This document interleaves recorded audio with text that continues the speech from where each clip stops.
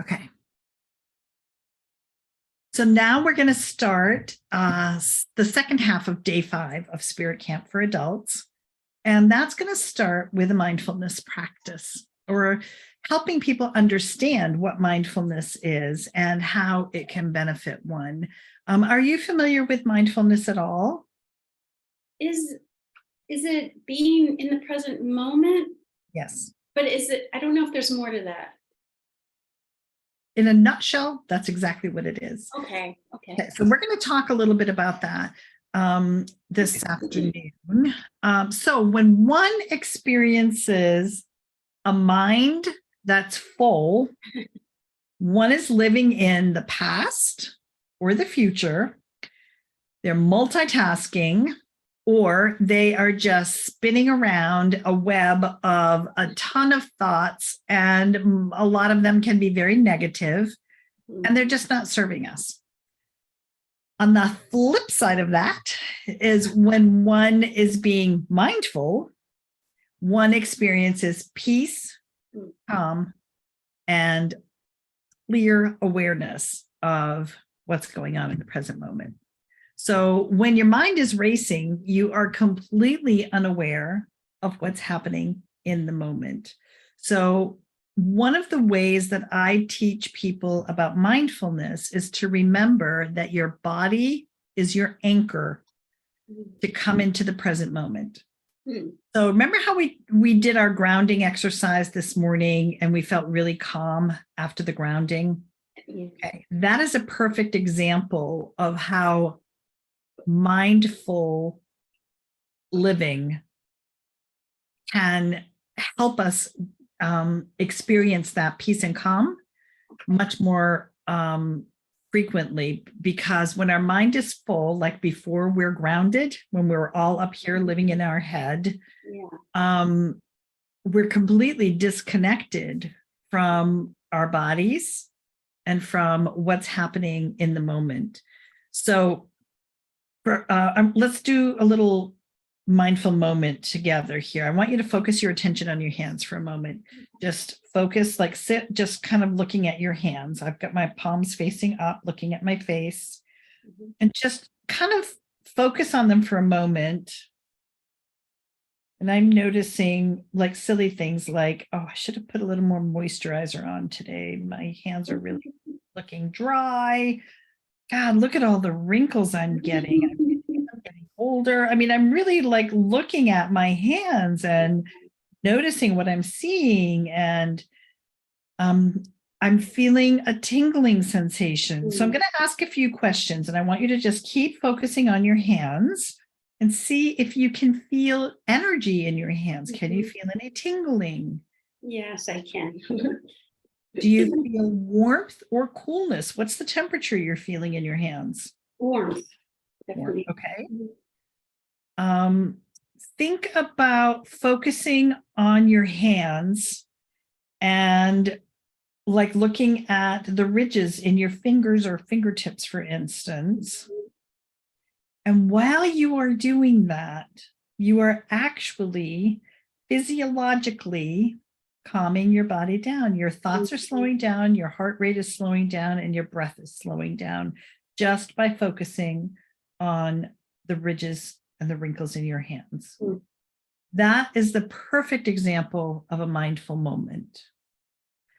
Okay, you can shake out your hands now. And let's talk about like how mindful moments could be really beneficial as we're going through our day. Again, I bring up my driving in my car. I'm very busy, you can tell, when I'm driving in my car. One of my favorite places to have a mindful moment is when I'm sitting at a stop sign or a stoplight, because that's when I have a leather steering wheel. I focus on what is the steering wheel feeling in my hands right now. Like depending on the weather, the steering wheel is either going to be cold, it could be really hot. If the temperature controls are working in my car, it could, just feel really neutral. Am I feeling any, like I could feel the seam where the leather is sewn together on the back side. I might feel that where I hold the steering wheel in the same place a lot, that it's starting to wear a little bit. The leather is a little bit thinner in one section, but by pulling all of, well, maybe not all, but I need to be paying attention to the light. But by pulling my attention just into my hands on the steering wheel for a few moments, I'm bringing my awareness into the present moment. I'm having a mindful moment. And when you do mindful moments like that throughout the day, they kind of stack up one on top of another. And it's like when you go to the gym and at first you can only lift 5 pounds at a time. And then later you can lift 7 pounds. And then gradually you're able to lift more and more weight. The same thing happens with these mindful moments. You're exercising these little mindful moment muscles in your awareness. And over time, what happens is you strengthen them so that eventually you're able to sit down and do a 5-minute mindful meditation. Whereas if you had to do that at the very beginning, if I said, we're going to sit here for 5 minutes and mindfully meditate, that could be really painful for every single one of the people who are in the classroom. However, if we just did a mindful moment for 10 seconds, 15 seconds, and then perhaps as the class went on, a little bit further down the class, we do a 30-second one. And then the next time we meet, this is really good to do with kids. The next time we meet, we might do a 35-second one. And then we just keep building it up until children are able to actually sit and do a 3-minute mindful meditation, which is what they do at Spirit Camp. So it's really a beautiful way to start building a practice that is going to continually support you in bringing calm and peace into your life. So let's talk about other times and places that one might bring mindful moments into their life. My favorite is red lights. You might want to do it while you're washing dishes and really focus on the movements and is the water running from the faucet? Are your hands in the water? What are the soaps like? What is the sound of the water?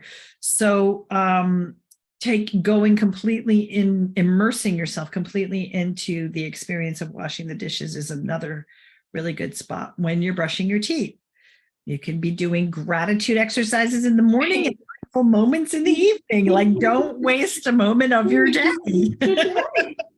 Multitask, right? The point being that if you can get your head out of the past and out of the future, these practices like the gratitude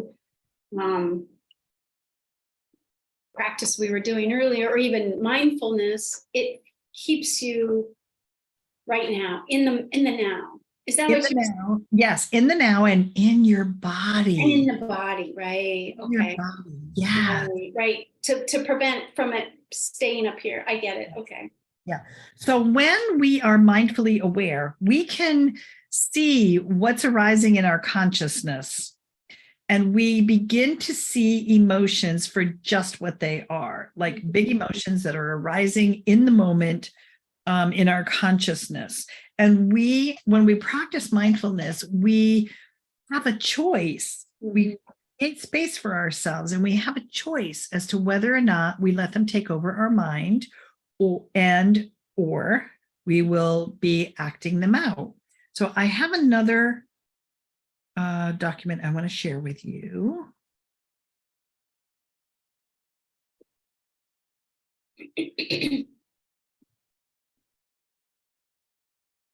Okay, this is a document that shows what mindfulness does for us. So on the top, you see without mindfulness, we go from stimulus to response in like 0.01 seconds. Something happens and boom, we're triggered and we're off and running. We are responding in the instant. When you have a mindfulness practice, what happens is you have the same stimulus, but that mindfulness practice creates space here, which creates a conscious moment for you to make a choice before you respond. So creating mindful moments for yourself helps you build up this section in here, which can be life-changing. I'm going to give you a very personal example of how mindfulness shifted an experience for me that I didn't see coming until it actually happened. So I, like lots of people, I have a crazy family member. And when it's time to get together for holidays, this particular family member can go from 0 to 60 in a nanosecond, and all of a sudden is raging and screaming and carrying on and creating this huge drama over something that nobody else even knows what just happened. It's just like a volcano eruption out of nowhere. So I oftentimes have dreaded going over to celebrate holidays because of this one particular family member. And then when I started practicing mindfulness, one of my teachers mentioned that I would start recognizing a space between stimulus and response. And I really didn't know what that meant until Thanksgiving when I was at my parents' house. Because all of a sudden, my sister stood up at the table at Thanksgiving dinner and started doing her thing, yelling and raging. And I so clearly was in that space between stimulus and response. Wow. I was witnessing what was happening in front of me. I was actually aware that I was in the space between stimulus and response. I was completely detached from what I was seeing. I did not experience getting triggered at all.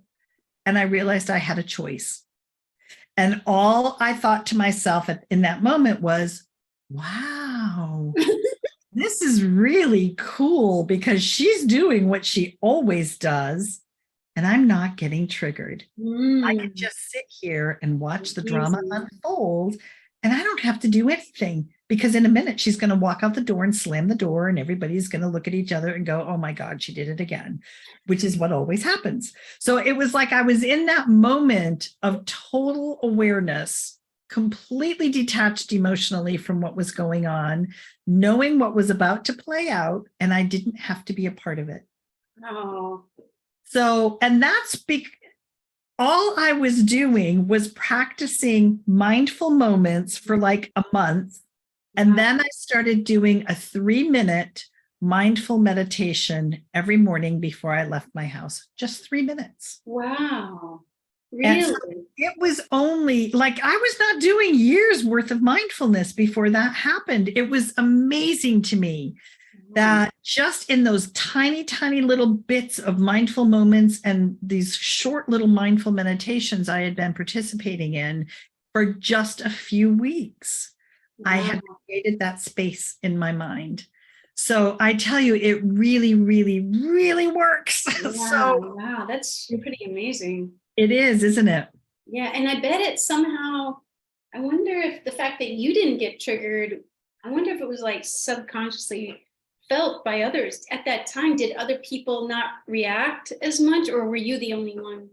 Well, okay, so here it is, Thanksgiving dinner. You know how when somebody, this plays out all the time in movies, I guess in real life, where and somebody my family too. Some real high drama and everybody else tries to keep eating and pretend it didn't happen. That was really the scene. Okay. After my sister did her thing and slammed the door and laughed.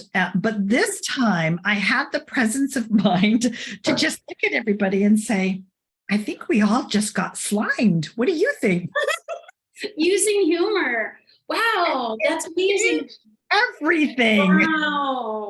Wow, that's so amazing. Had you not had that mindful moment, you might not have been able to make everyone laugh, and then just for everyone to just that release. That's really amazing. It's contagious.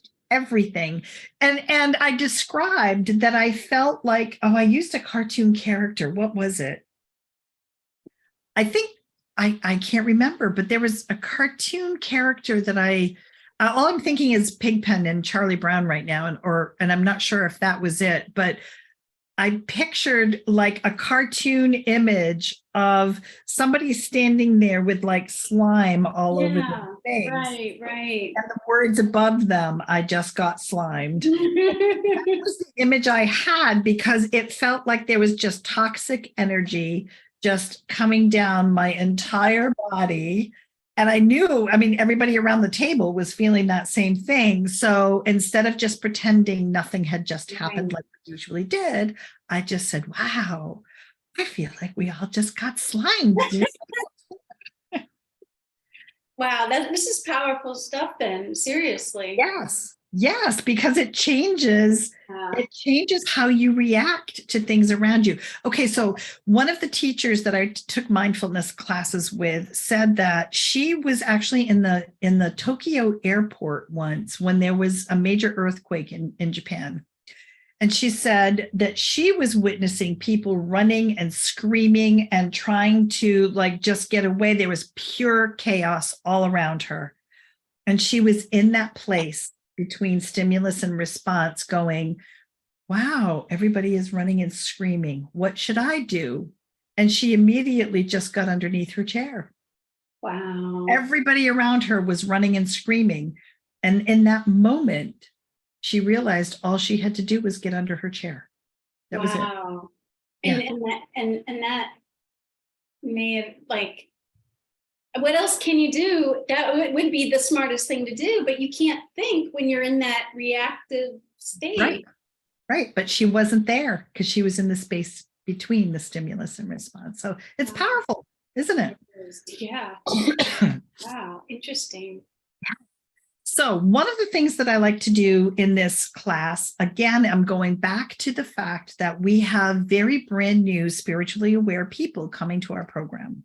So let's talk about what are you supposed to do when you want to sit for a meditation? What does it look like? How do you show up for one? Right.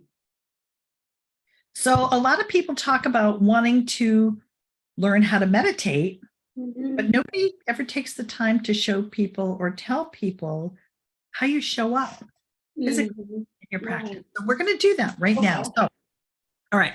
So sit on your chair. I'm going to talk you through this. I'm going to read it right off our class notes. Okay. So sit on your chair and place your hands on your thighs. Rub your hands up and down your thighs a little bit just to kind of get that mindful awareness of, sitting in your body, your hands are on your thighs. We're kind of showing up for our practice. Feel your body, feel the texture of the clothes that are on your legs right now. Feel the strength in your legs. Just be aware of the muscles in your legs as you're doing this. I'm going to have to put in a cough drop. Hang on. Oh, sure. And then feel the energy gathering in your thighs as you flex your thigh muscles. Tense them and release them for a second.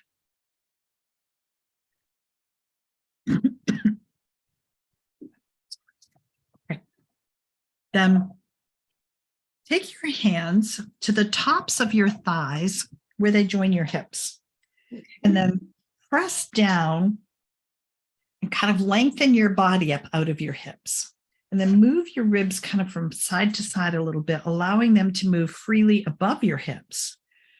And now place your hands on your ribs with your thumbs in the back, fingers in the front, on your rib cage. Yep. And then use your hands to kind of lift your ribs up even more. And then gently put your thumbs in your armpits with your fingers stretched across your collarbone or your chest, and then pull back and feel yourself really opening up in the chest. This helps your back stay tall and the front of your body stay open. Now open your arms out to the side. This helps your shoulder blades settle down into your back. And take your arms up to your head, above your head. Interlace them and push up. And then very slowly let them come down towards the top of your head. Slowly bring them down, keeping your shoulder blades back, chest open. Reach down with your arms slowly. Put your arms back on your thighs, exactly how they were when you started. Feel the difference in your posture? Definitely. This is called rooting down and rising up. Okay. This is how to show up for your meditation. Wow. Pretty cool, huh? It Yeah, feels I good, can doesn't feel it? it. Yeah. Yeah. Thank you. So now I'm going to take you through a breathing exercise right here while you're sitting in this posture. So go ahead and close your eyes. Take a couple of breaths now, just on your own rhythm. Take a couple of slow, deep breaths,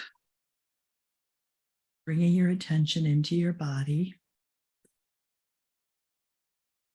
And during this breathing exercise, whenever your attention and awareness begin to wander,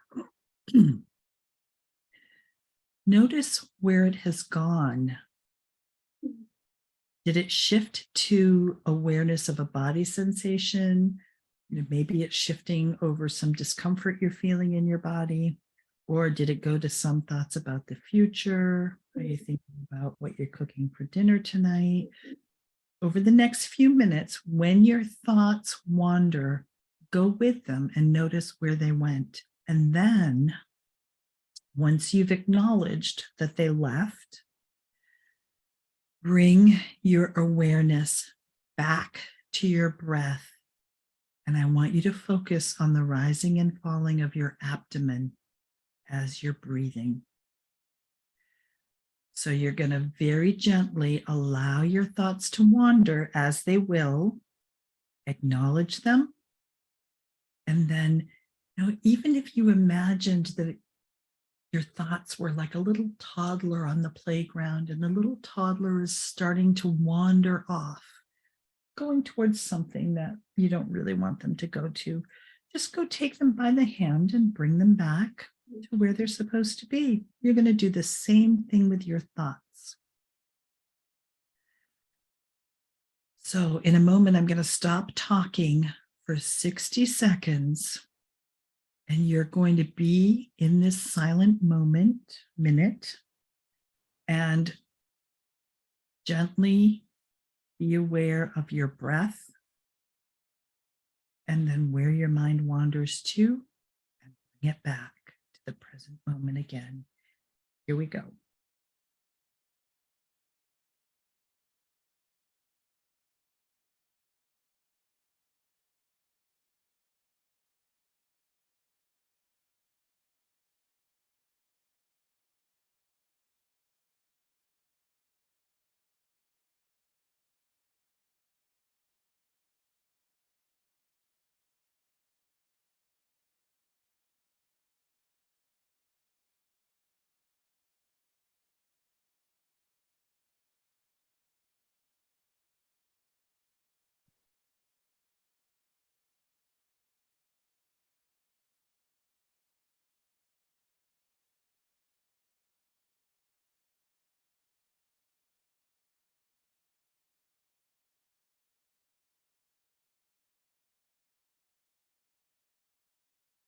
Let's bring our attention back to room awareness. Go ahead and open your eyes. Did anyone have do you have anything you'd like to share about what that felt like? I noticed that my awareness went to what I was hearing. Like, I can hear the fan, I can hear the traffic, I can hear, like, my older son just walked in the house, and I was kind of wondering, oh no, is he going to come up here? I started worrying. I'm like, oh well. And then, like you said, just kind of like take the thought back gently and to the present moment. I did that. I also was in my body. I was noticing my legs were feeling tired for some reason. I don't know why I'm sitting. That I was still in my posture. So it was like my awareness seemed to be into the body, and then also just what I'm hearing, and that worry of, oh, am I going to get interrupted? So But I when did. practicing mindfulness, that is exactly how to build your mindful muscles. Be aware of what's happening, where your thoughts are going, and bring it back. Yeah, right. And you're going to take off and go again. Just rest of them back. Yeah, you just keep coming back to the present moment and you're building up that muscle. Okay. Yeah. Another thing that I like to do that I failed to mention in that meditation, although it is in the notes, is that when I'm doing the mindful moment, sometimes I'll take my attention and instead of looking or experiencing the rise and fall of my abdomen, I'll go to my nostrils and notice that when I'm inhaling, the air is cool on my nostrils as the air is going in my nose. But as I exhale, my breath is warm. I never thought of that. Yeah. So sometimes I'll just focus on the cool and the warm and put my attention there. It's another thing that has to do with the breath. It's another sensation, but it's just another tool to bring me back to my breath. Okay. Okay. Yeah, that's really, that helps. I've heard some people like will count, or they'll just say the word, maybe a mantra or something. But I think the breath for me would be the most helpful, because then I'm not, I don't know, it's more sensation rather than. Yep. It's a good idea. The breath, the in and then out. Yeah. Okay. Yeah, that's good. So now we're going to make your mindful jar. I'm going to show you what it looks like. So this is, I'm going to pin myself here so you can see it better. So this is a mindful jar where the bottle represents your brain. The glitter represents your thoughts. And when we get really overwhelmed, angry, frustrated, anxious, whatever it is, you know the expression, I'm so mad I can't even think straight? Yeah. That's kind of what happens, to all of us when we're overwhelmed. It's like our thoughts inside our brain are like this, whirling around. Now, this is a great mindful moment. You take time to just watch the glitter slowly move down to the bottom of the bottle. Wow. Yeah. Our heart rate lowers, our breathing lowers, and our thoughts quiet. So this is one of our tools from Spirit Camp for Kids and teens and adults, because all of us can use this as a reminder. It is such a great visual tool. And when you understand the symbolism of the tool, this is something that you can easily just pick up and shake, oh my God, I'm so frustrated, and just take a moment to intentionally calm yourself down, especially if you're like having to go jump in the car to go pick up your kid at school and you're really, really angry. This is how you can just momentarily change everything in 1 minute. So let's make yours. Okay, I'll go get it. Okay. Have you ever made one of these before? No, I haven't. And I guess this is what the glue is for, right? What? Is this what the clear glue is for? Yes. Okay.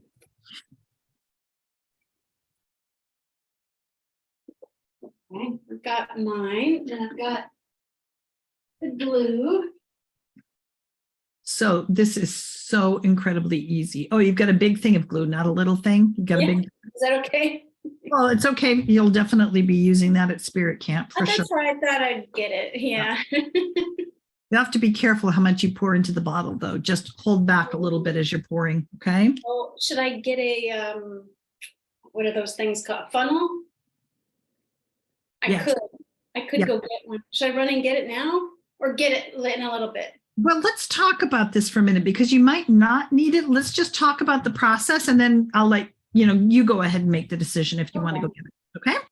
So what you do is you, first of all, fill your bottle up to about where it starts coming in at the top with water. Okay. And then all you do is pour your glitter in the bottle. Oh. And then this is the process with the glue. I usually I just have a bottle of glue, like a regular bottle of glue. Yes, yes. And I have the kids squeeze over the bottle and count to 5. 1, 2, 3, 4, 5. Okay, that's enough glue. And then Oh, and then they shake it up.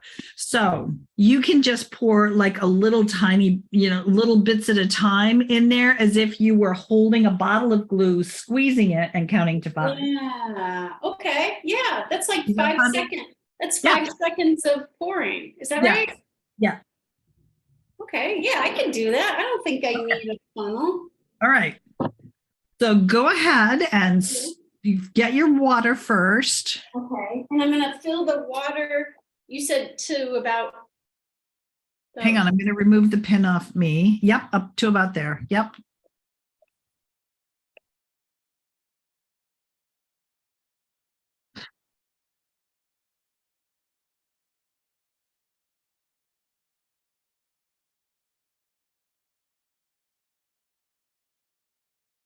So does that look about right? Yep. And, afterwards, if you want to top it off a little bit more, you can. Okay. I can do that. Yep. All right. And then I'm going to get the glitter. Yep. Okay.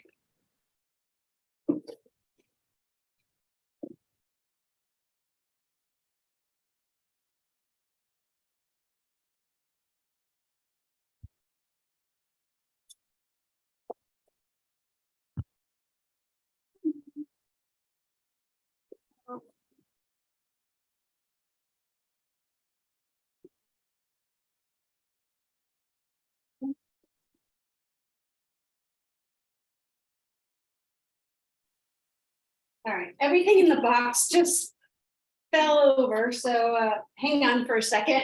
Sure, no problem.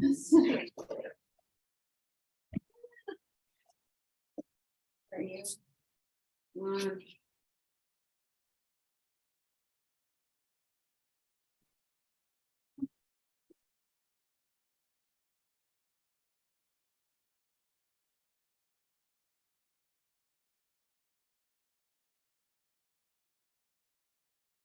This is ridiculous. This is a great, Oh, if you have a lot of friends that have young kids, this is a great little Christmas gift to give. yeah, you're right. Yeah. I never thought of that. Well, the other thing is at Spirit Camp, Ellen, we're going to we read this little book to go with it. Oh, okay. And this little cow has a really bad day, and his grandfather teaches him how to use the mindful jar. Oh, wow, really? Yeah. So if you have a lot of friends with kids, this little package is like the perfect birthday party gift, Christmas gift, anything. Yeah. Wow. Moody Cow book. You get it as part of your teacher training for kids. Wow, okay. Excellent. Okay, I did. Okay. So what I always do with the kids, I don't do this so much with the adults, but because you're going to do the kids camp too, I'm going to tell you, I have them take their scissors and I don't have a packet of glitter here because I knew you were an adult and I didn't need to show you one, but I have them just cut the corner like this, because kids will do this, Ellen. They'll cut all the way across the top straight like this, and then go like this to dump it in the bottle, and glitter comes out everywhere. Yeah. So I have the kids just cut it on the diagonal like this, and then pour it from the corner, and there's no glitter spillage. Okay. It's a beautiful thing for those of us who have to clean up at the end of the day. Okay. Oh, geez. All right. I'm just going to stand up for a second. No problem. Take your time.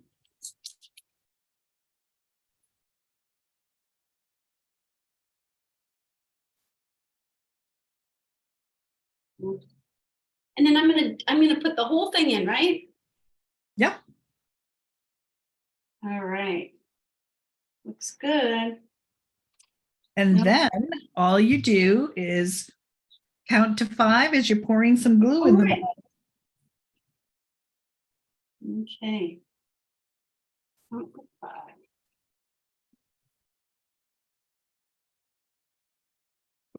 Shake it. Mhm.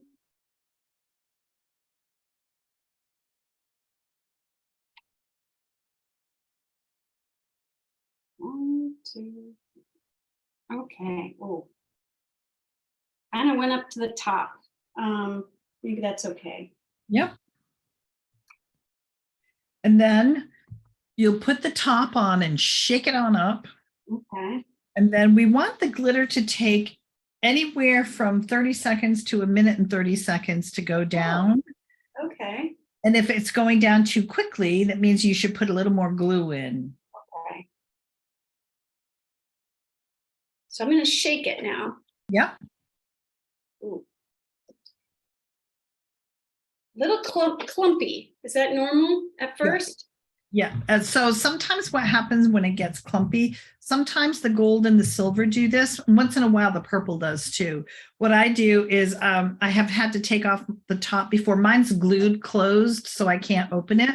But I stick my finger down in the bottle and just like push my finger against the inside right here. Okay. And it just kind of breaks up the clumps. Okay. Maybe I won't even need. All right, I'll do that.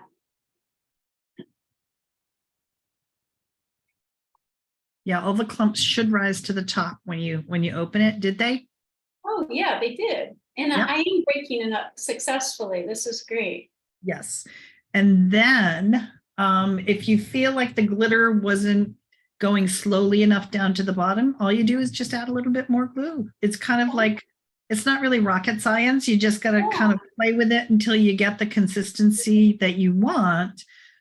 And then we hot glue the lids for the kids. Okay. I mean, I guess you could for the adults too, but yeah, I want to make sure that no kids can open this and Yeah.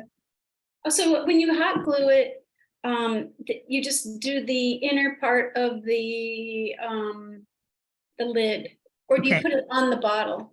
I do it, hang on the inner part of the lid, you have to wipe it dry with a paper towel. Oh, right. Okay.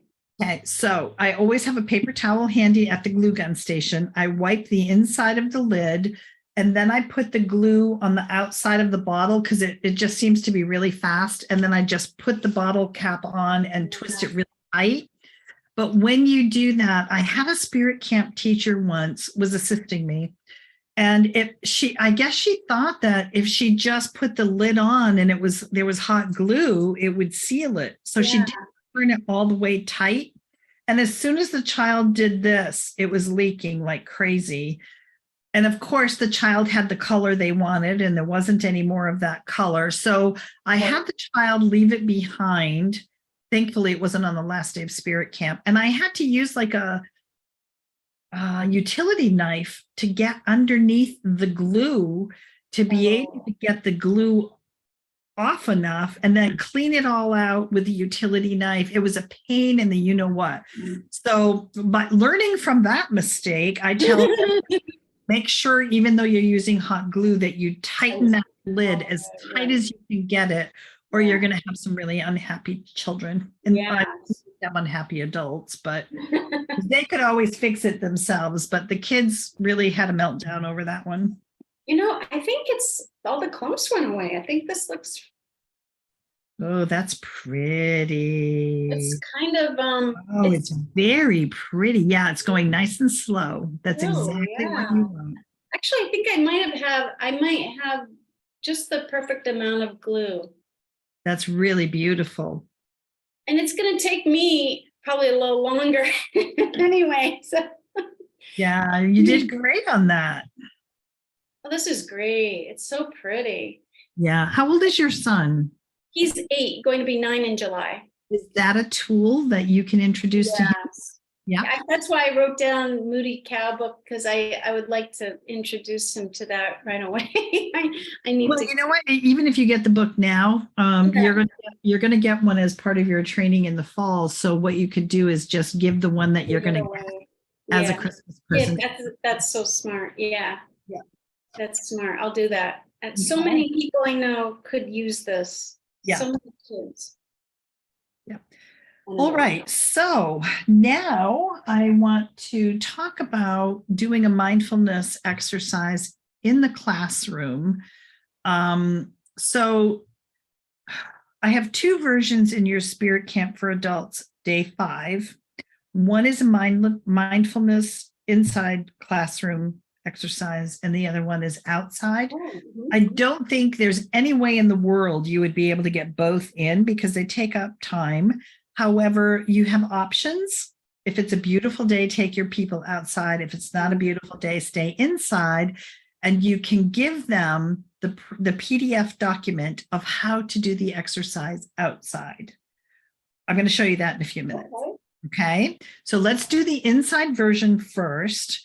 So I am going to ask you to just sit quietly for, I'm going to get my timer going on my phone. Hang on here.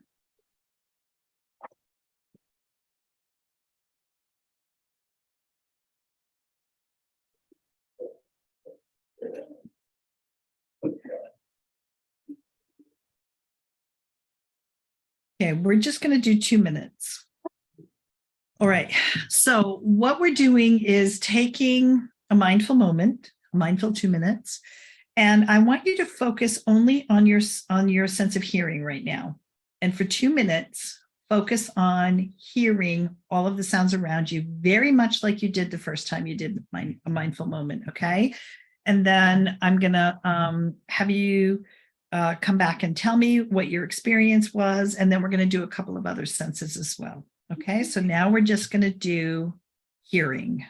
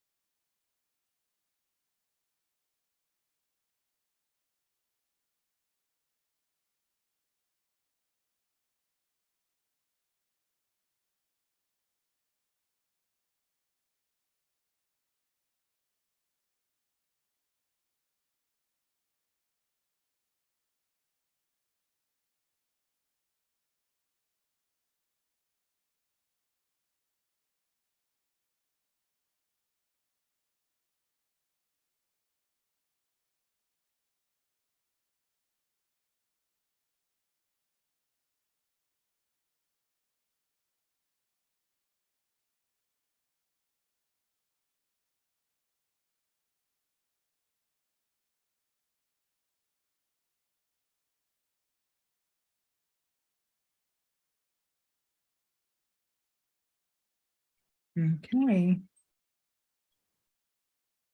All right. Can you share a little bit about what your experience was? Yeah, just some of the things I was hearing, I noticed where my thoughts were going too, as opposed to when sometimes when I had meditated, they just go and I don't know what triggers them to go. So I noticed this time, like there's some people who just walked in the house. My younger son now just walked in the house and, and then that somehow made me think of a movie last night. You know what I mean? Like, so it's like, oh, something like it wasn't just going from listening and then thought, it was like I was able to see the trail in a way. Oh, Which is fascinating. unique. I've never done that before, but mainly just hearing like even though the window's closed, there's traffic out there that I can hear and people walking up the stairs, noticing like, oh God, is someone going to interrupt me? oh, well, who cares? You know, like, and then I even noticed that I started thinking of my job. Like all these things started like, why am I thinking? And when I mean my job, my former job. Yes. But I and then know. I was like, I was just going to say, you didn't go back to it, did you? no. Okay. But I noticed this time I had a choice. Do I want to entertain that? Do I want to like think about it? And then I was like, no. And I just started going back to the breath or my body or something like that. And I realized like that sort of connects to that mindfulness of like, do I want to entertain those? Do I want to give energy to those? No, I don't. So that is kind of connected to what you were showing me, that chart That's about making cool. choices. So yeah, this just only happened to what, 2 minutes? That's pretty amazing. That's cool. Yeah. All right. So I want to talk to you about what sight awareness is like when you're doing it with a classroom full of students. I bring a basket of tangerines or halos, you know, those little clementine. Okay. I bring a basket of those with me. And then I invite each of my students to take one and just hold it in their hands until everybody has one. And then I tell them that we're going to spend 2 minutes examining that clementine. I'll call it clementines for now. For 2 minutes, I want them to know every single blemish and nook and cranny and like where the surface is darker because there may be a little bruise on it, and where it's got little indentations in it. And does the light shine differently on the outer layer of the skin from where it's caved in a little bit because of the texture of the skin? And are there any marks on it? And what does it look like where it was attached to the tree? So I have my students spend 2 minutes with a piece of fruit.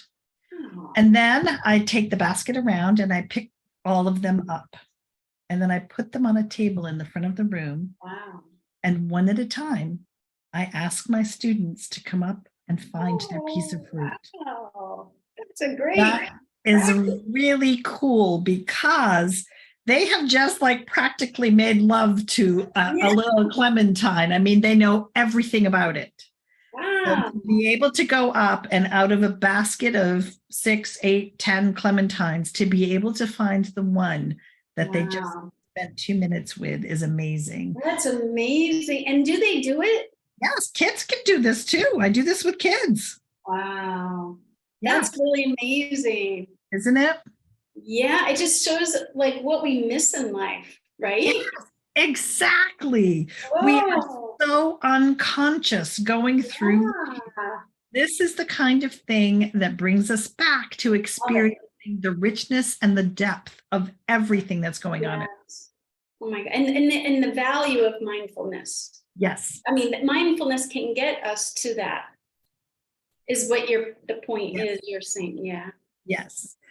So then the next exercise I do is touch awareness. And oftentimes in Spirit Camp for Adults Online, like this, we can opt to do this or not. You tell me if you want to do it. I'll take 2 minutes and have people go around and touch different things in the room. From touching the wall and seeing how smooth it might feel, to touching a toss pillow that might be on the couch or the bed. I don't know what kind of a room you're in. To touching the smooth. I have a bamboo desktop. How smooth and cool this feels versus I have an altar blanket beside me on this side, and the texture is very different. And so I just have people using the full 2 minutes to like pick things up and just feel what it feels like, or your face or your skin. So do you want to experience that for 2 minutes? Yeah, it's only 2 minutes.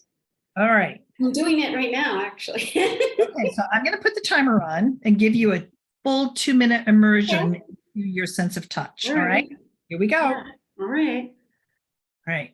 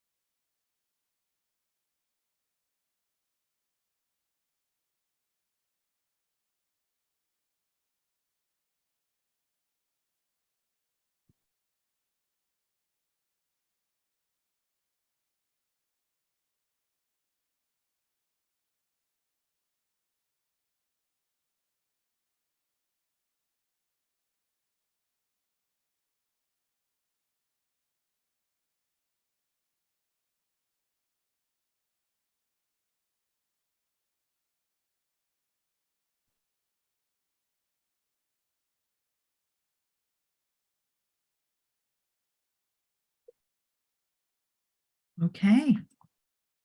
Interesting. What was that like? Yeah, it was really great. You really like get to know things. It is so true, isn't it? Yeah, I get to, yeah, and the differences of things and yeah, and just the different temperatures. Isn't that amazing when you Yeah, you really just don't realize like this glass is cold. And like my sweater that I took off earlier, is not warm. It's neutral. It's not cold, but it's not warm. Like I didn't know that. A lot of things you don't realize, I think. Yes.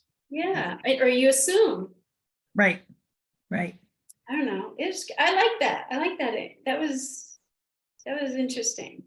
Cool. Even my hair, even your body, like Mhm. in, everything. Yeah. Anyway, it was neat. Cool. It was cool. So the next one is taste awareness. And I'm going to describe this one to you because this is a homework assignment. Okay. So I have one right here. Hang on. Hang on.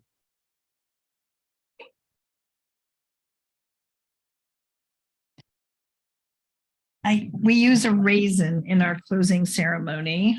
You don't have to know why right now because you'll know in a little bit. I'm going to pin myself so you can see what I'm talking about here with this raisin. So you know that raisins are really all wrinkly and pruny, right? Yeah. Okay.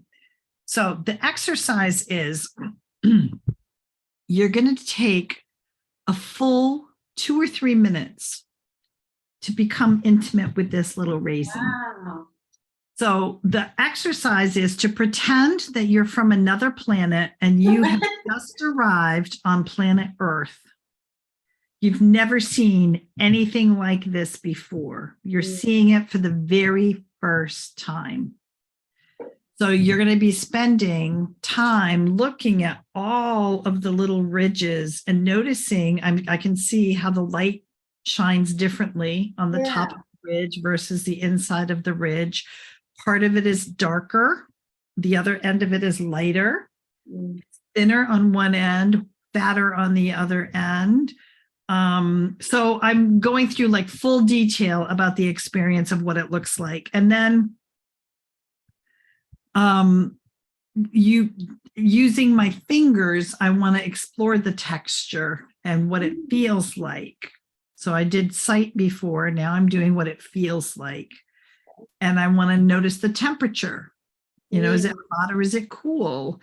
And then notice your thoughts. Oh my God, this is torture. This exercise is going on forever. You got to, what is it you're thinking about as you're doing this exercise? And then go into your sense of smell. What does it smell like? And when you're smelling it, is it activating your salivary glands? What's happening? Yes, what's happening when you're smelling it?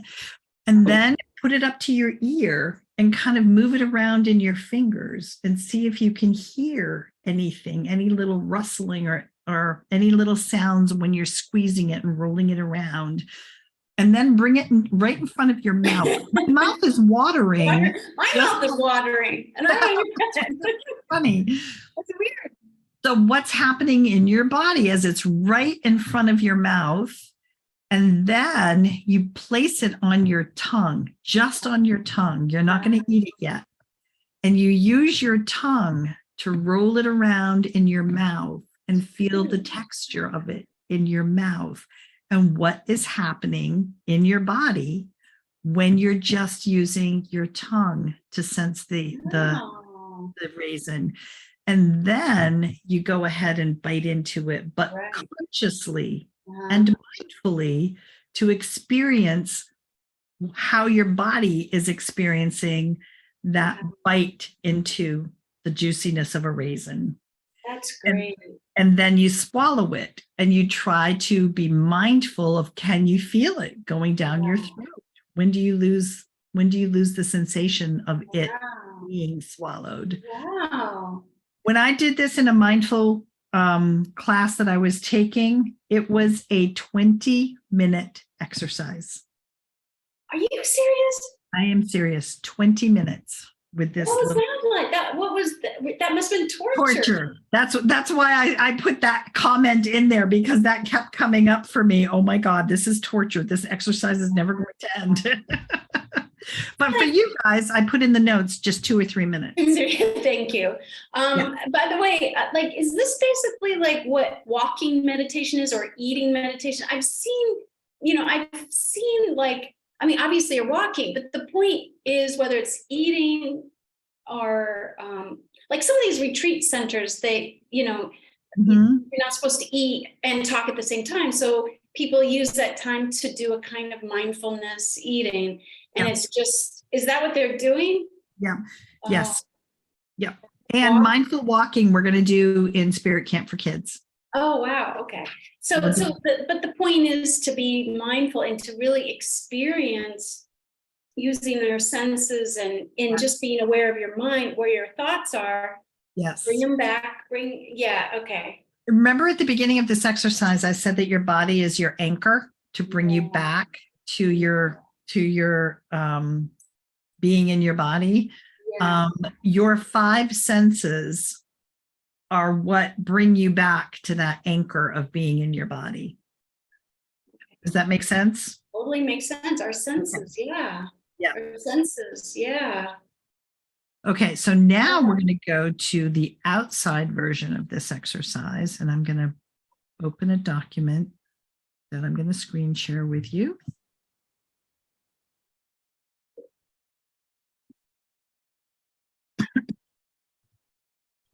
Can you see this mindfulness in nature? Oh, yes. So the raisin is part of your homework, but also this is as well. So if you're only doing inside work with your students in the classroom, if you're only doing the mindfulness there, then you can print this out and give this to them to take home with them. So let's just look at it here. The senses part of it is going to be really, really familiar. So I'm just going to read the first part. It's important for our physical, emotional, and spiritual health to be in nature, to explore and connect with nature spirits as often as possible. The rest of this exercise will explore ways to connect to nature energetically, deepening our awareness of the web of life and our connection to everything.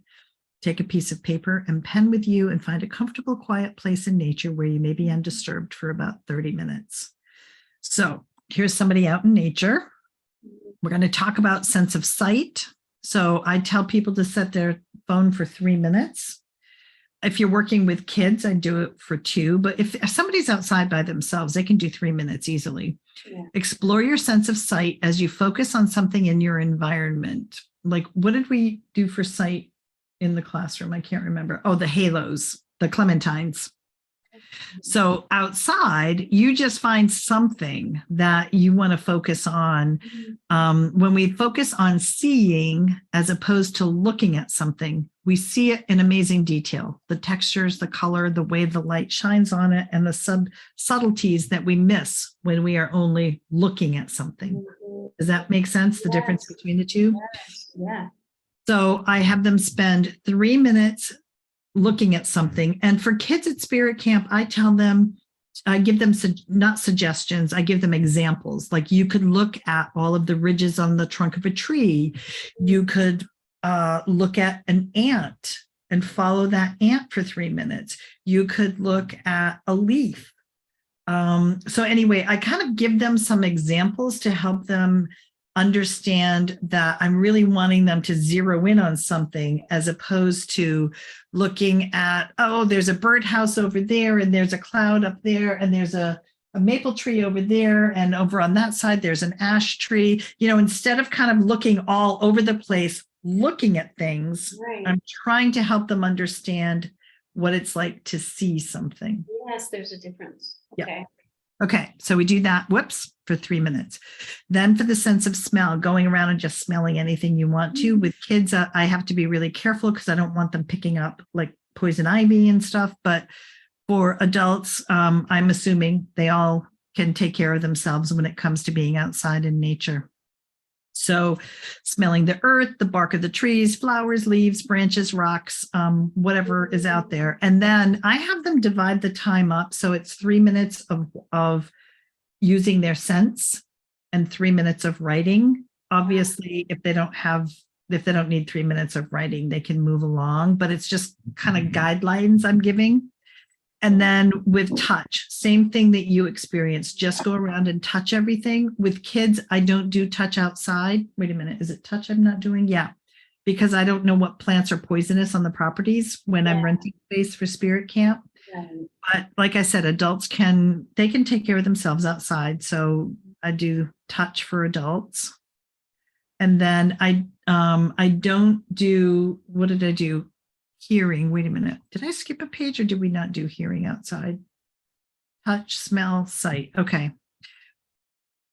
So I don't have the other two broken down, but I don't think you want to be tasting too much outside, but you could do hearing outside. Yeah. And then this exercise is really important in both spirit camp for kids and adults.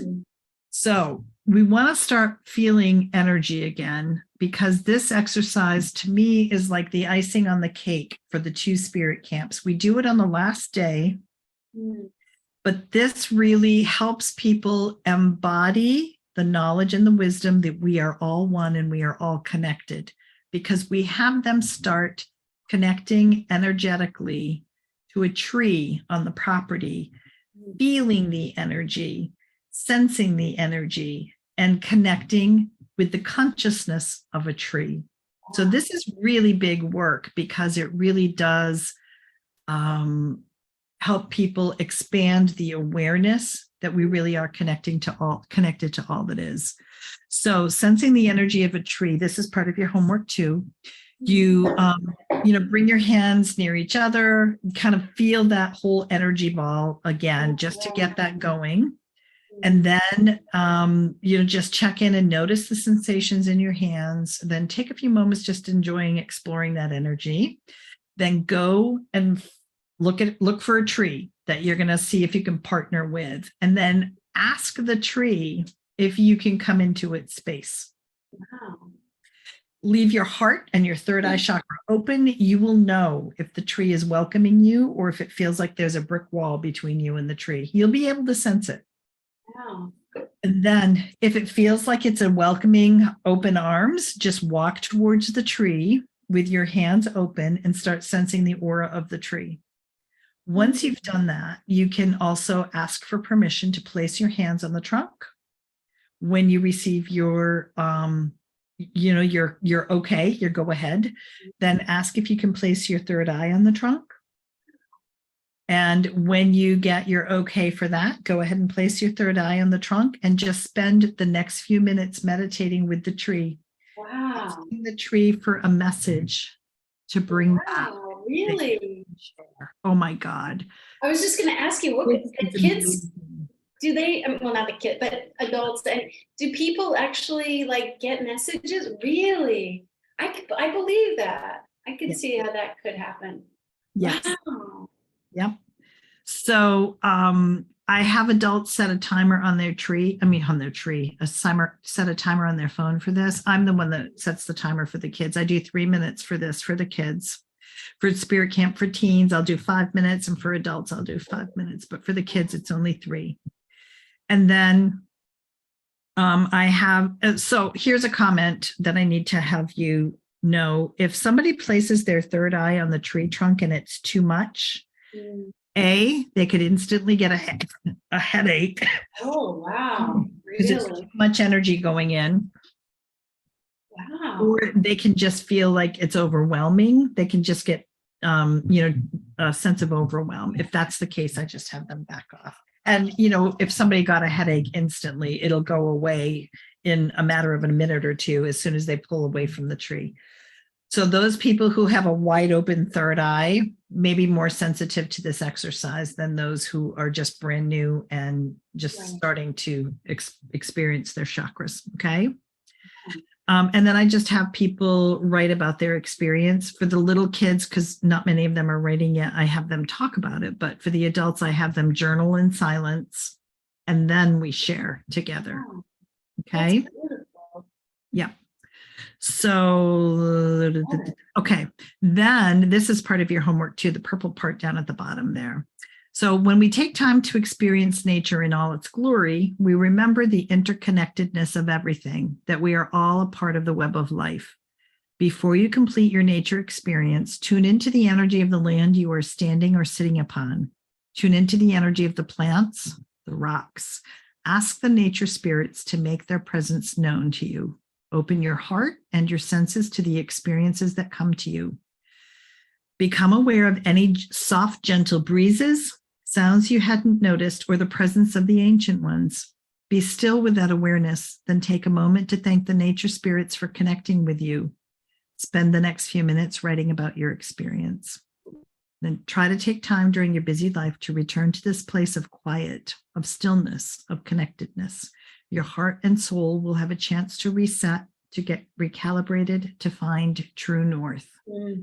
You will never lose your way in life when you take time to plug into nature. By doing that, you will always return to you. Love that. It's beautiful. So that is something that if you are able to do with your students in person, outside in nature, that's great. But for me in Maine, I'm inside all winter when I'm doing spirit camp. So I haven't done this one outside a lot with students in spirit camp for adults. Although in the summertime, when I do the teacher training program for spirit camp, I do it outside for that. That's great. Okay, so let me see what else I have to share with you. Okay, there's two other quick little exercises to do, and then we're going to take do you want to take a break now, or are you okay? Oh, I'm okay. Okay, so there's an exercise called getting rid of the yuckies. Oh, I forgot to have you to bring a rock. Do you have anything there that you can use to blow some yucky energy into? Yeah, I do actually. Can I blow some energy into a crystal? Is that disrespectful? Or is Yeah, then you can either cleanse the crystal. I mean, in real life, what we do is we blow it into a rock, and then we put the rock into a bowl of water, which is part of our ceremony, and the water transmutes the energy. However, I mean, so you could still do that with a crystal. Yes, absolutely. I have a piece of just right at my fingertips, piece of labradorite. Sure. That'll work. And I can just smudge it, right? Yep. Okay. Okay. So here, I'm going to get rid of some of my notes here. All right. So in this exercise, what we're doing is we're teaching our students how to move energy that's stuck in their bodies out of their bodies. And we're going to use this. You're going to use your labradorite in the closing ceremony. Yeah. Which is going to come right after we take our little break in a couple of minutes. So I want you to, all right, so let me read my notes here to see if I have to tell you any of this. I'll just read it. Our emotions are energy in motion, and as such, yucky feelings can be moved, shifted, and released from our bodies. When we experience something unpleasant, we have the sensation of a knot in our stomach or in our solar plexus. This exercise will demonstrate a simple way to release energy from our bodies that is no longer serving us. So prior to this exercise, you need to know if you're going to do a fire ceremony or a water ceremony at the end of your day. We're doing a water ceremony because I don't have a fire pit in my and I have water here, so. Okay. So you want to find a stone or something that you can use to blow this yucky energy into. And then we're going to go ahead and do the meditation. All right. This is a really short one. So hold the labradorite in your hands. Okay. All right. I'm going to have you close your eyes. All right. Just focus on the energy in the labradorite for a minute, kind of connect to the stone, because this stone is going to be doing you a very big favor in a couple of minutes. Okay. So just really kind of connect to the energy of the stone. And now in your mind's eye, just think of a situation you were in during which you experienced a knot or a yucky feeling in your solar plexus. Okay. Now allow that feeling to build up energy in your solar plexus, and imagine that feeling in your solar plexus is spinning in a clockwise direction, building up speed in your solar plexus, kind of like a washing machine on the spin cycle, and how it builds up speed and it goes faster and faster and faster. Okay, that's happening in your solar plexus right now. Now, imagine that spinning bundle of energy starting to move up your body and pass your heart chakra, and it just keeps moving up, and it passes by your throat chakra, and then allow that spinning yucky feeling to come up into your mouth, and now blow it into the labradorite. Beautiful. Okay, now just hold on to your labradorite for a moment and thank the labradorite for holding that yucky energy for you for the next few minutes. Okay. Now you can go ahead and put that down beside you. And then I am going to take a 5-minute break because I need to set my phone up on a tripod. I hope this works. My phone attachment at the top of my tripod just kind of broke. So I'm hoping this will work. We'll make it work no matter what. So I need 5 minutes to see if I can get the technology set up, and we'll come back and do the despacho ceremony. All right. Wow. All right. See you in a few. Okay. Bye-bye. Here we go. Okay. I just started talking about the despacho ceremony as being a prayer bundle for Mother Earth. So the Caro shamans of Peru are inviting everyone to participate in this ceremony to honor Mother Earth. And everyone is encouraged to create their own ceremony. This is the Spirit Camp Despacho ceremony. It's the same whether you're doing Spirit Camp for kids, teens, or adults. This is the Spirit Camp Despacho. So before you can even begin the Despacho ceremony, you need to harvest some materials from nature. I have here a basket full of leaves, and I have stuff all over because I have minimal space. I have harvested white flower petals and red flower petals. And these, you have notes on all of these, Ellen. You don't have, you don't have to take any notes at all. Oh, good.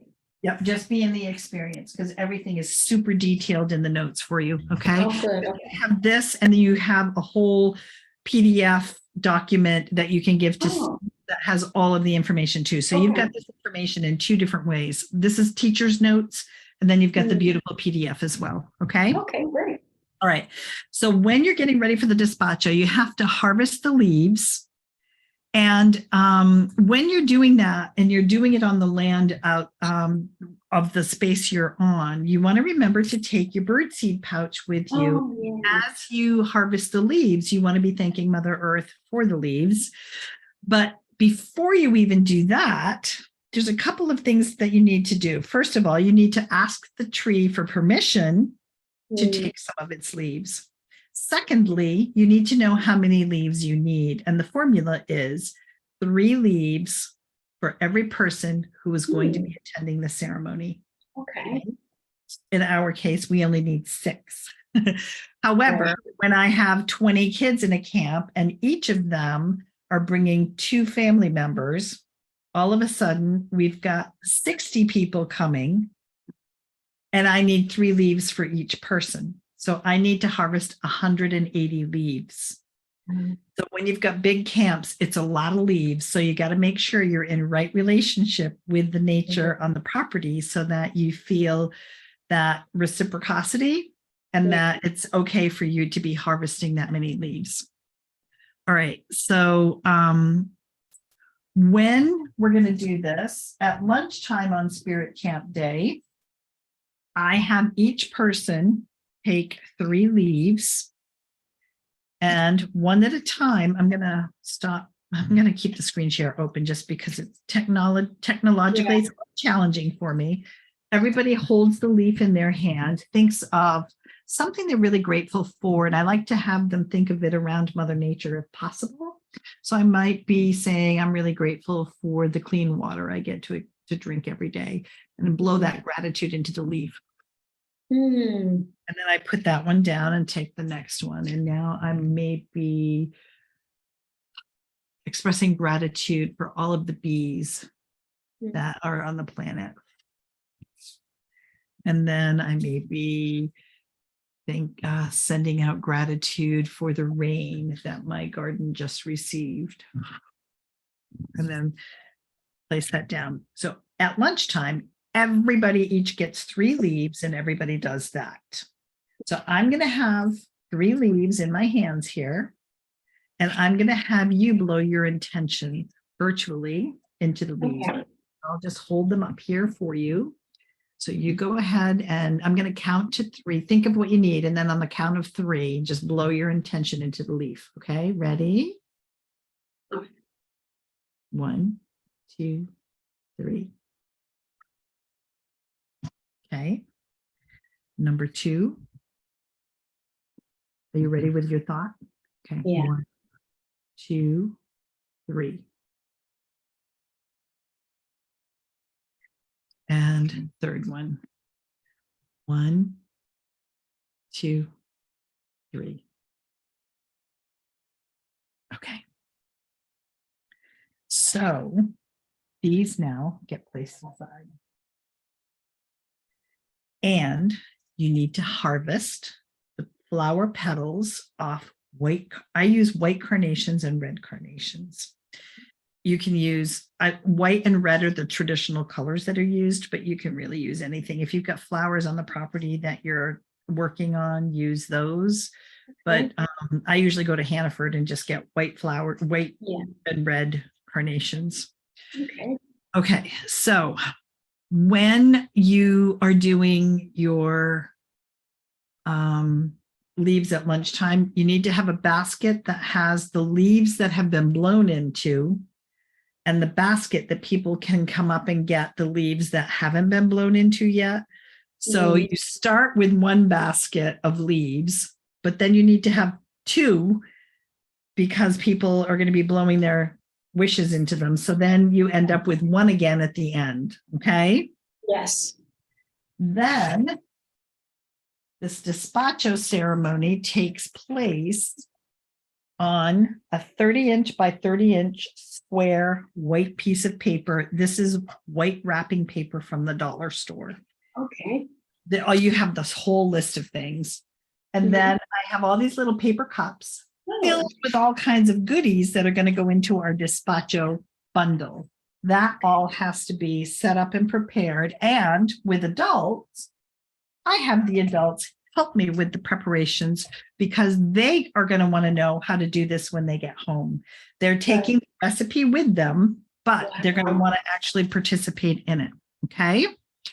So here we've got harvesting the leaves, harvesting the flower petals, having the little paper cups on the table and have everyone come and place little things into the paper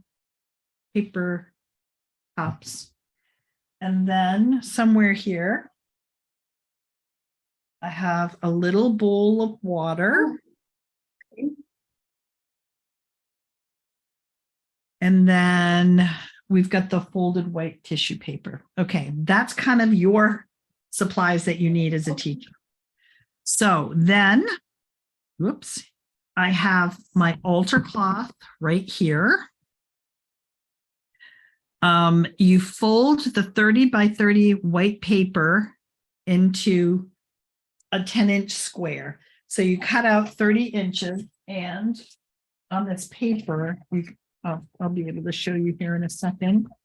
It has those lines to cut on the inside. Oh, nice. So Yeah. you cut 30 squares, cut the paper. Easy. All right. And then it's super easy. Then you fold it 10 squares, 10 squares, and then the other way, 10 squares, 10 squares, so that you have a 10 by 10-inch square. Okay. So it's like you've got the center of the bingo square, you know? Yeah. Yeah. Okay? So that's what that is right there. And let me see what else. And then we've got the leaves and we've got the flowers. Okay. So the ingredients inside the despacho bundle is all of this stuff here. And oh, that's so funny. I put Swedish kids there. It's supposed to say Sour Patch Kids and Swedish. Oh, I put Swedish kids. I see. That's really funny. Love Okay, it. so for your knowledge, know that we're using Sour Patch Kids. We're not really Yeah, Swedish kids in here. But this is a really child-friendly despacho. yeah. You'll see as we do it, and then we'll go over the details afterwards. So now that you kind of know that we've got all of these ingredients and we're going to be putting all this together in a despacho bundle, I'm going to show you what the ceremony looks like. So at the beginning, we need to smudge the area that we're going to be performing the ceremony in. Then, if you are going to be doing a fire ceremony, you want to light the fire. If you're going to be doing a water ceremony, you just want to get your bowl of water ready like I have behind me. Then you are going to recite the invocation and call in all of the spirits around you. And then if you have already done this 3 leaves thing, like I do it at lunchtime, then you're all set to go. But, you know, if you forget at lunchtime, you can just do it right here as part of the ceremony. And then open the the altar cloth in front of me. I'm usually sitting on the ground when I do this. Oh, wow. Okay. I open the despacho in front of me on the ground. Then I place the white paper on top of the blanket. The white paper represents the envelope that we are putting our prayers into that we will be sending to Mother Earth. Wow. Okay. Right. So then we build the despacho, which we're going to do together in a few minutes here. And then I'm going to fold that white paper all the way up again and tie it with a bow, which you'll see. And then we're all going to stand up and offer it to the 7 directions. And then that part, the building of the despacho, is over. And there are 2 ways to dispose of the despacho. One is to burn it for a quicker transformation, and the second is to bury it for slow, steady results. I never bury it because I'm never on my land when I do a spirit camp. So I always burn it in a burning ceremony. And when you burn it, you want to get a nice hot fire going. And then place the despacho right in the midst of the flames, and then everybody turns their back to the fire. Oh, and wow. give spirits privacy to consume all of the prayers and the gratitude that we have gifted. Wow. And it takes about 10 minutes. And usually after about 10 minutes, I'll just look over my shoulder. And usually it's just like the top of the despacho. The paper is scorched, but it's not quite down in the fire enough to. So I just take a poker stick and just push it down. And then so it takes about 10 minutes. Okay. All right. So then I think this is correct. Yes. So that's what the despacho part of the ceremony looks like. That is the very last part of spirit camp. So going out to the closing ceremony, these are the things that you're going to need. Sacred tools, all of your smudging materials, all of the despacho materials, and all of my despacho materials are carried like this in this basket. Oh, okay. Okay. That makes sense. Yeah. Your bowl of water, if it's a water ceremony, and rose quartz. I have rose quartz in here. Okay. Then you'll invite students to wear their power animal mask into the closing circle if they would like to.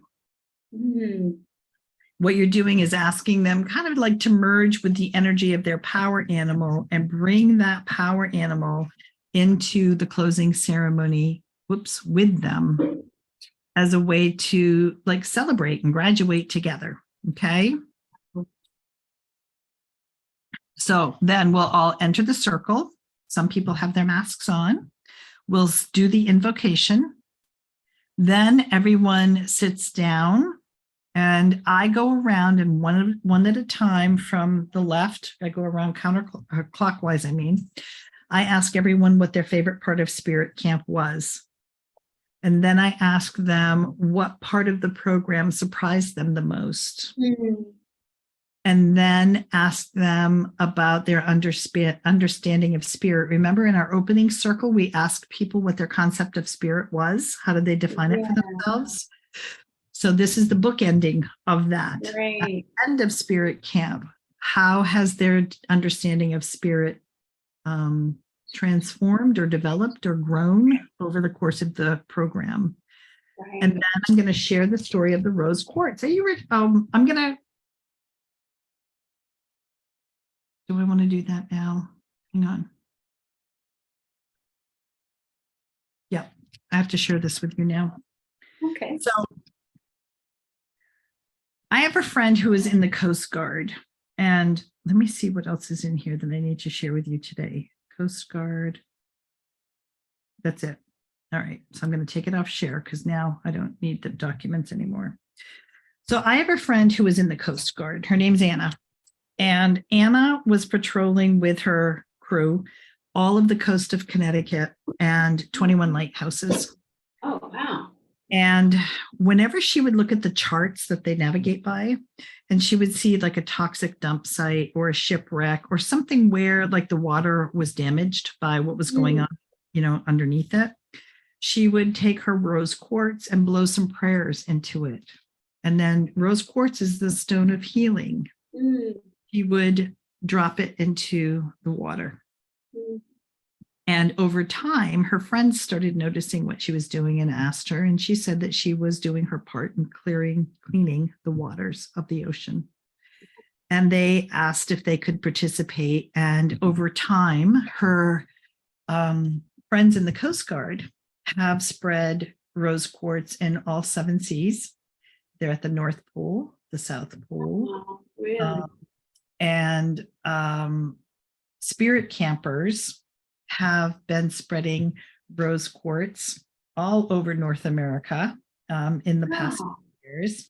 So now we have rose quartz from spirit campers in Lake Oahe on the Standing Rock Reservation, where they had the water protests a few years ago. Yeah. One of the spirit camp parents went to Lake Oahe as part of the protest and took her little spirit camper rose quartz to put into Lake Oahe. We have them in the Everglades, all over Cape Cod, because we have spirit campers who vacation on Cape Cod, but there hasn't been a spirit camp on Cape Cod. But I have beautiful pictures of students who were on the beach at Cape Cod. There were 5 or 6 of them all vacationing together that were all throwing their rose quartz into the. Oh my God, that's beautiful. Yeah, at the top of Mount Katahdin in Maine, which is the beginning or end of the Appalachian Trail, all around the Potomac River, around Washington, D.C. I've done spirit camps there, and on the West Coast, off the coast of Santa Barbara, Portland, Seattle. So we are getting there where our spirit campers are becoming very active in participating in the healing of the waters on our planet, because as we are putting these in the waterway, I mean, all of the water is connected. So all of the water is being connected and healed by the efforts of everyone who is participating in this global mission of healing the water with the rose quartz. So it's a beautiful thing. So every person who comes to one of the spirit camps, no matter which age group, gets a rose quartz. And I think you have one in your bag, in your box, right? Should I get it, or is it for late? No, that's your seed stone. Oh, okay. So when it's time for you to start charging stones for your spirit camps, put a dot with a Sharpie on it so you know that that is your seed stone. Put that and all of the rose quartz you buy for others into water under the full moon.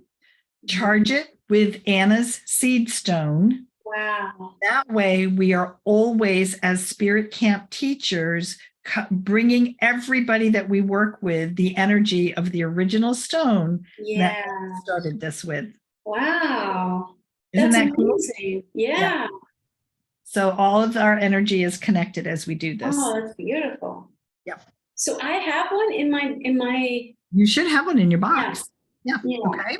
Yeah. I think I do. It's in with the chakra, with when we were doing the chakras, is that right? Or is it a separate? It's a separate bag. You should have had two black bags, one that had the chakra stones and one that had the rose quartz. Oh, okay.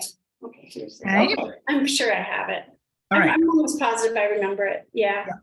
Okay. So, so when you're in this, I don't do a certificate of accomplishment or achievement for my spirit camp adults.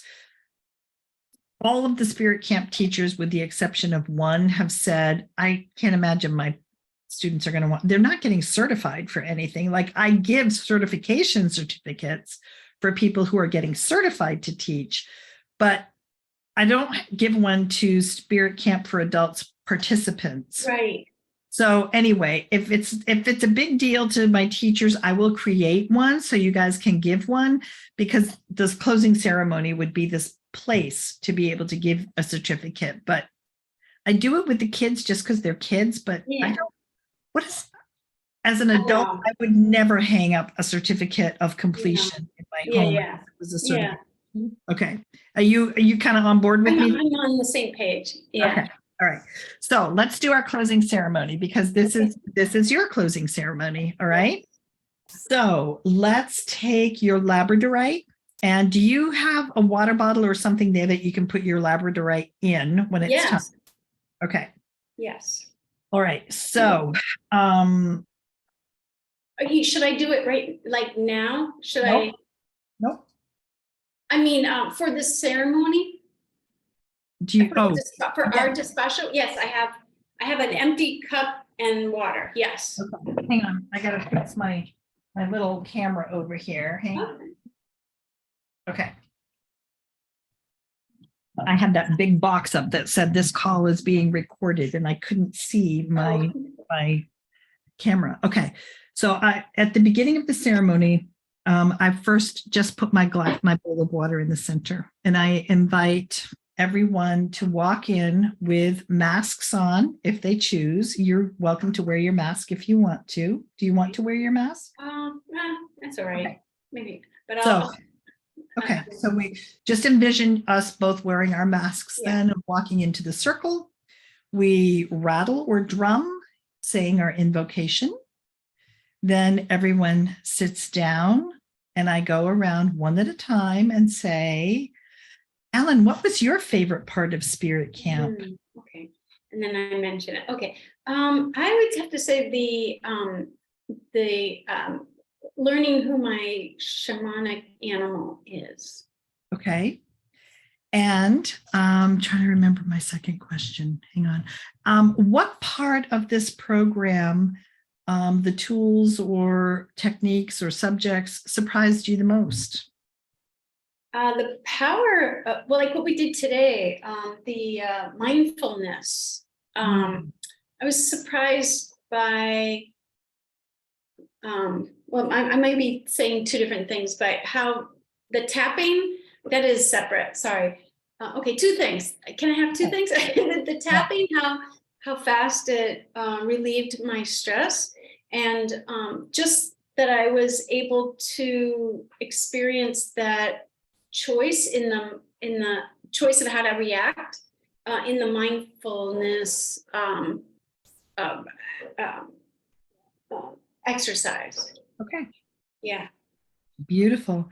And would you be willing to share how your understanding of spirit has evolved over the course of this program? Biggest thing for me is just so many different ways you can connect with spirit, whether it's chakra or mindfulness or tapping, the tools that we made, just different ways that you can connect and heal. It's not just a connection, but there is that like connection, but then also healing from them. That was really surprising, the multiple ways, just so many different, like if it doesn't work for this person, then maybe this thing would for someone else. And we can dive deeper into it. Like I'm very curious about the Curo people now. And I'd like to do some more research on them and the 51% and all that. So it opens, it's like something that just kind of like opens up, like things that probably that would satisfy my soul or just piques my interest. Beautiful. Thank you for that. Okay. So I've already shared with you the story of the rose quartz. So at this point in time, what I do is I have all my rose quartz in a velvet pouch, and I pass the pouch around to everybody in the circle, asking them to reach their hand in and feel for the piece of rose quartz that says it's supposed to go home with them. Oh, cool. So energetically, I have people choose their stone. Then after we have the stone, okay, I'm going to stop there. And we are going to bring our yucky stone, in your case, the labradorite. That's okay to put in water, right? I mean, I'm only going to put it in for a little bit. It's not going to hurt it. I can't imagine. No, nope, it's probably not. Stones that end in ITE shouldn't go into water. What? Yep. So Ever? don't put yours in water. Just Okay. smudge yours after the ceremony. I'll smudge it. Okay. Wow. Thank you for that information. I didn't know that. Yep. Oh, wow. Okay, so at this point in time, I invite everyone who, when you feel called to do so, to come forward with your stone that is carrying your yucky feeling. And we're going to place those stones in this bowl of water here. And when you do that, I ask you to remember to thank the stone for the service it's providing for you. And then as you place it in the water, remember to thank the water for cleansing the energy. And then what happens after our ceremony ends and everyone has gone home is I take the water and I do my own little ceremony and I gift everything back to Mother Earth, the water and all the stones, because as we know, Mother Earth is the greatest recycler on the planet, and she will transmute all of the energy that has been stored in the water and in the stones and neutralize everything. So that will happen after the ceremony ends. So at this point in time, whenever it feels right for you, come on up and place your stone in the water. Okay, so yep, pretend you do. Just pretend, and then we're going to put this away. If we're in a big circle outside, there's plenty of room for the bowl of water out in the center of the circle, and for me to have this altar cloth in front of me. Okay, so now let's go into the despacho ceremony. So this despacho ceremony starts with this white paper, which has been folded into 9 different squares. Can you see it okay now? Yes, yes. We are going to be building the despacho in this center square, like the center of the bingo card. We're going to start by putting the leaves down. And I like to put the leaves down so that they make like the shape of a heart. Oh, that's nice. That's going to happen in this, but that's typically what I like to do is make a little heart shape. Oh, the heart facing me, not you. Sorry. No, that's and then I put the red flower petals there in the center of the leaves, and that represents the earth.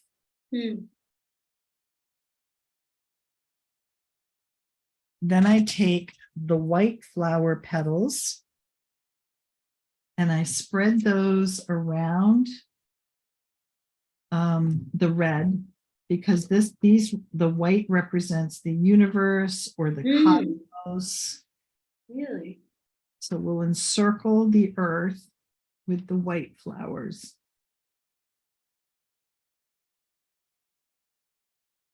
Beautiful.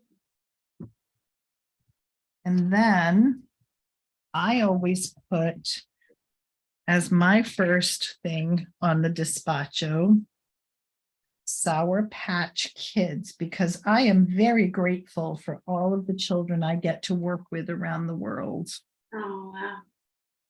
And then what I would do is ask each one of my students to come forward at a time. And I would say, like, Ellen, could I ask you to please put these dried beans on the despacho, and these dried beans represent the power places on the planet. And you have this whole list of everything, Okay. all the ingredients and what they mean. Oh, right.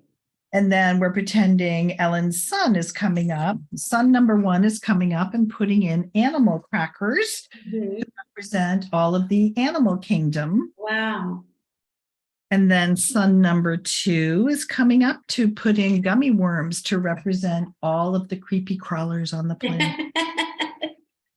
Right. Then Ellen's boyfriend is coming up and putting on the black licorice that represents the protection. Oh, wow. Nice. Like black tourmaline. Yeah. In a And way. we have cotton Ooh. that represents the clouds, Mm. which we are all grateful for because they protect us from the sun and they hold all of the rain until it's ready to be released for us. Then we have white rice. I mean, it can be any kind of rice that represents fertility. We'll place that in the center. Then I have glitter stars. For the stars. Nice. I dropped one somewhere. I don't know where it went. That represent the star people, the star nations, the constellations, everything about the sky. We have a piece of red yarn that represents the red road, the spiritual path of our indigenous brothers and sisters.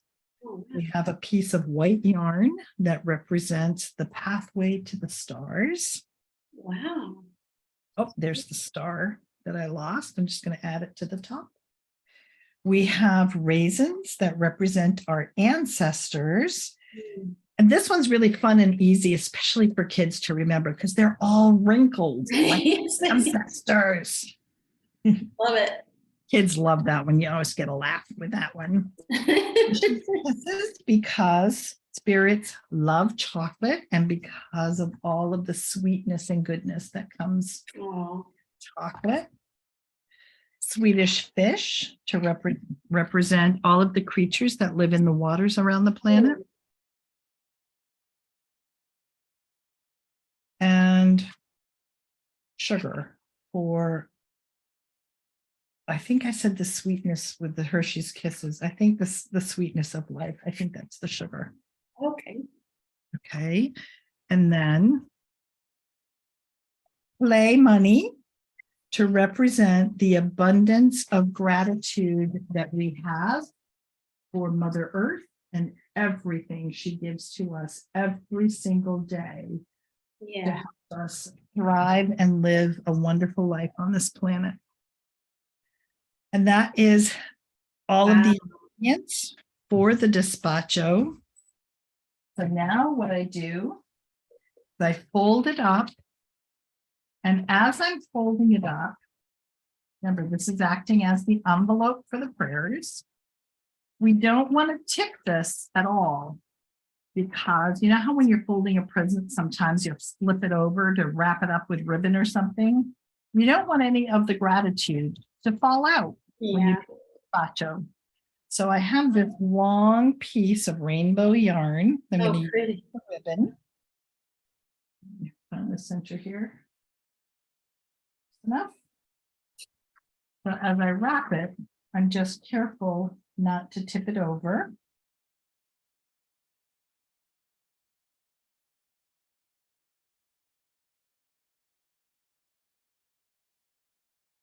And I just tie it in a bow, just like a present. Mm-hmm. And then I ask everyone to stand up with me and we offer it to 7 directions in silence. So let's start by facing east. Oh. Then we'll turn to south. Yes. Then I turn to west Okay. and to north.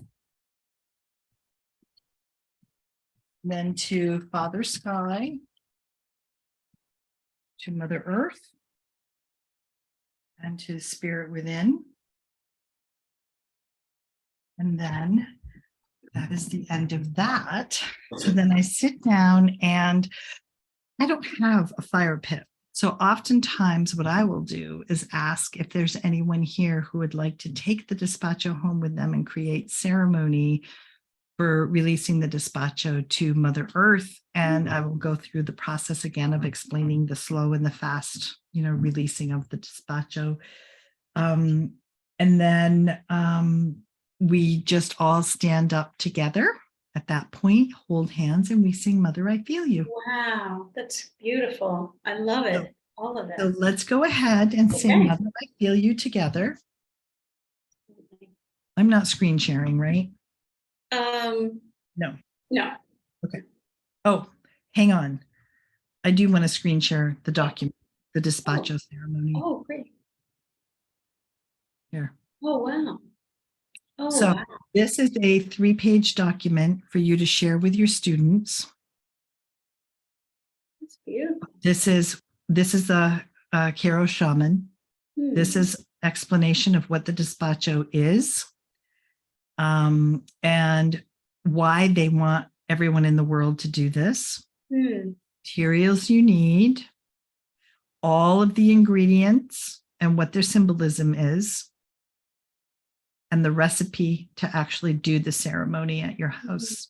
That's nice. Yeah, so it's a beautiful, short and sweet and to the point. But because I had to, as teachers, teach you all of how to go about and harvest the leaves and how to figure out how many. Teacher's notes are really just a Word document, but you have this beautiful ceremony that you can share with your students. Okay. Nice. Right. Beautiful. So now you're welcome. Now let's see Mother, I Feel You. So left hand up, right hand down. Mother, I feel you under my feet.